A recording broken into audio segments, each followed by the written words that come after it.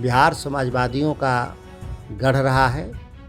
जयप्रकाश नारायण लोहिया से लेकर कर्पूरी ठाकुर और लालू प्रसाद तक की जो विरासत है, उस विरासत को अमित शाह जैसे लोग जो मानसिक रूप से दंगाई प्रवृत्ति के लोग हैं, बिहार को बदल नहीं सकते। अमित शाह जहाँ जहाँ जा रहे हैं, जिन जिन राज्यों में, वहाँ भारतीय जनता पार्टी का बंटाढार कर रहे हैं। कर्नाटक में बहुत बार गए, वहाँ चुनाव हार गए। हिमाचल भी बहुत गए, वहाँ भी चुनाव हार गए। और ये आने वाले 4 राज्यों का चुनाव है, वहाँ भी वो जाते रहते हैं, वहाँ भी बंटाधार कर होगा। नमस्कार, न्यूज़ फाउंडेशन देख रहे हैं आप। मैं हूँ आपके साथ धीरज सिंह। गृह मंत्री अमित शाह कल मधुबनी के झंझारपुर में एक जनसभा को संबोधित करेंगे। हमारे साथ बिहार सरकार में पूर्व मंत्री सुधाकर सिंह जी। सर, कल गृह मंत्री अमित शाह एक बार फिर से बिहार दौरे पर जा रहे हैं, पहले तो क्या कहेंगे उनके दौरे पर? बिहार में माननीय गृह मंत्री जी बार बार जाते हैं कि बिहार को गुजरात बना देंगे,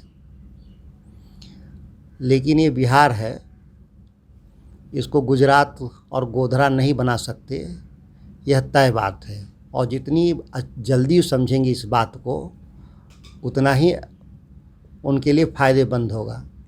बिहार समाजवादियों का गढ़ रहा है।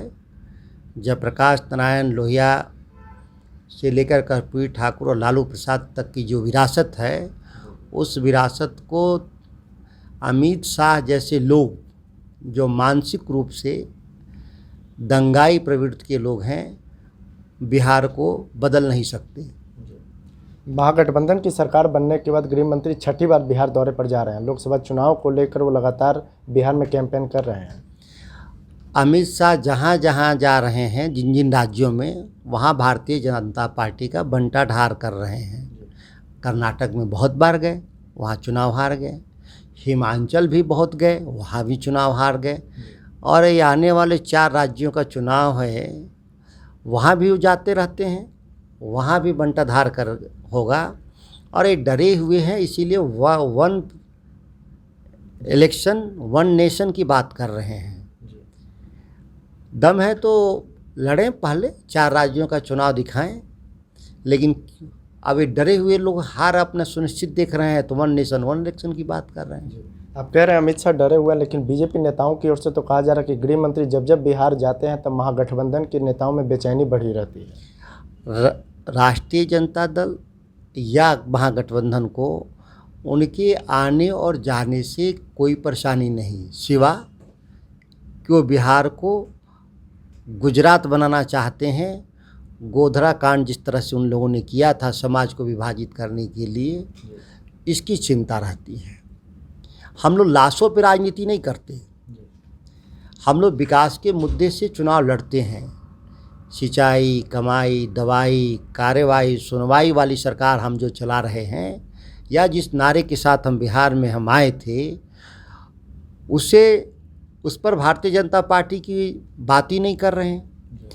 अब ये हमेशा विभाजन की बात कर रहे हैं समाज में।